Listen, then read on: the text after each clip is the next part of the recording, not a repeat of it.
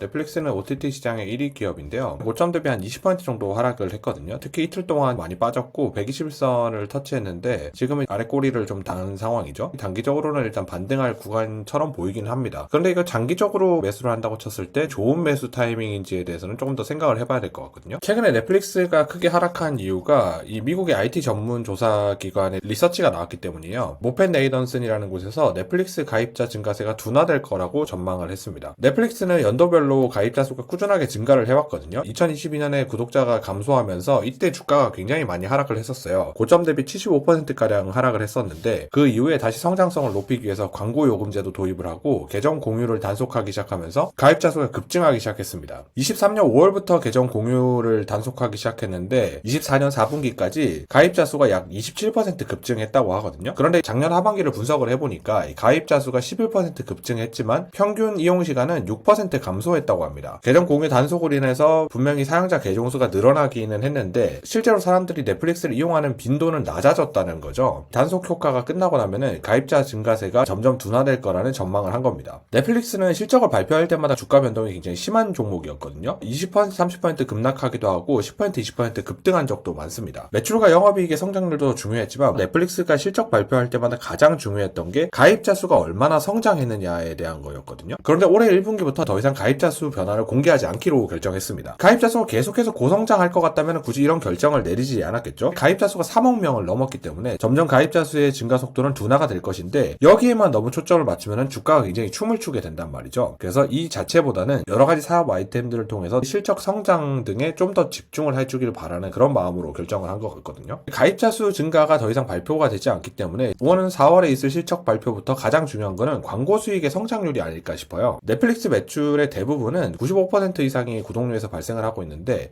광고 수익은 2%에서 4% 정도 비중받게 되지 않습니다. 아직 미미한 수준이란 말이에요. 그런데 성장률이 굉장히 좋아요. 구독 서비스가 연간 10% 정도 성장할 거라고 전망이 되는데 반해서 광고 요금제는 2022년 11월 달에 도입이 되었고 2023년부터 본격적으로 수익이 발생을 했는데 2024년에는 그 전년도에 비해서 320% 광고 수익이 늘어났고요. 올해도 약 50%가 늘어날 것으로 전망되고 있습니다. 그리고 내년부터는 매년 30%에서 40% 정도 성장을 할 것으로 기대를 하고 있어요. 구독 서비스와 광고 수익의 비중 차이가 엄청나게 크지만 매년 30% 40% 급성장하게 된다면 몇 년만 지나도 광고 수익의 매출 비중이 유의미한 수준까지 올라갈 수 있을 것이라고 생각을 합니다. 그런데 딱 하나의 문제가 되는 거는 넷플릭스가 장기적으로 성장할 것이라는 거는 아무도 의심을 하지 않을 텐데 경기 침체에 대한 우려가 있거든요. 이게 넷플릭스와 S&P 500의 토탈 리턴을 비교한 건데요. S&P 500이 연평균 9.5% 상승하는 동안 넷플릭스는 33.67% 상승할 정도로 굉장히 큰 폭의 주가 상승도 보였습니다. 그렇기 때문에 장기적으로 주가를 적립식으로 모아간다고 했을 때는 어느 타임에 매수를 하나 S&P 500보다 더 높은 성과를 보여줄 수도 있겠다라는 생각을 할 수가 있는데요. 문제는 적립식으로 모으는 게 아니라 어느 정도 비중을 한 번에 투자를 해서 바닥을 잡고 가고 싶으신 거라면은 지금 타이밍이 맞는지는 조금 의문입니다. 고점 대비 하락률을 나타내는 차트이거든요. 파란색이 넷플릭스인데 고점 대비 최대 82% 하락한 적도 있었고 그리고 75%가량 하락했을 때가 총 4번이 있었습니다. 그만큼 넷플릭스는 오르기도 잘 오르지만 내리기도 잘 내린다는 뜻이거든요. 변동성이 그만큼 크다는 거죠. 구독 서비스도 그렇고 앞으로 주목해야 될 광고 산업도 그렇고 경기에 굉장히 민감한 사업이거든요. 경기가 안 좋아지면 사람들이 OTT를 끊게 되고 소비가 줄어드니까 광고주들이 자연스럽게 광고를 많이 하지 않습니다. 메타나 넷플릭스 같은 기업들이 경기 침체가 오게 되면 실적에 바로 그게 반영이 되고 덩달아 주가 역시 엄청나게 큰 폭으로 하락이 나오게 되거든요. 최근에 스태그플레이션 우려가 있는 상황인데 만약에 진짜로 실물 경제의 경기 침체로 이어지게 된다면은 넷플릭스는 지금의 20% 정도 하락 수준이 아니라 과거처럼 75% 하락할 가능성도 있습니다. 물론 경기 침체가 올 것이냐 말 것이냐 이거에 대해서는 맞출 수 있는 사람이 없을 겁니다. 그렇기 때문에 지금이 타이밍이 맞냐 아니냐를 따지기는 어렵거든요. 그런데 굳이 지금 시점에 장기적으로 투자할 건데 비중 있게 들어가는 거는 리스크가 있는 행동이 아닐까 싶습니다. 굳이 따지자면 4월에 실적 발표를 보고 그때 돼서 주가의 향방을 보면서 결정을 해도 좋지 않을까 싶어요.